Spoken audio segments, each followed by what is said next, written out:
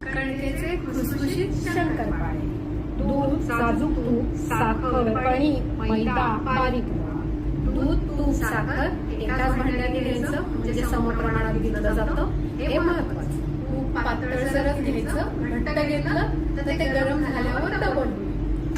दूध, साखर विरघळेपर्यंत ठेवायचं, त्याला साखर खाली लावू शकतो. तूप, मिश्रण तयार. पसरट भांड्यात ओतून घेऊन मिश्रण कोमट असताना रवा घालायचा आणि 1-2-3 मिनिटं थांबायचं म्हणजे तो फुगतो. थोडासाच मैदा ऍड करते आहे खुसखुशीतपणा येण्यासाठी. चाळून घेतलेली कणिक, शंकरपाळ्याचं पीठ तयार. आता आपण शंकरपाळ्याला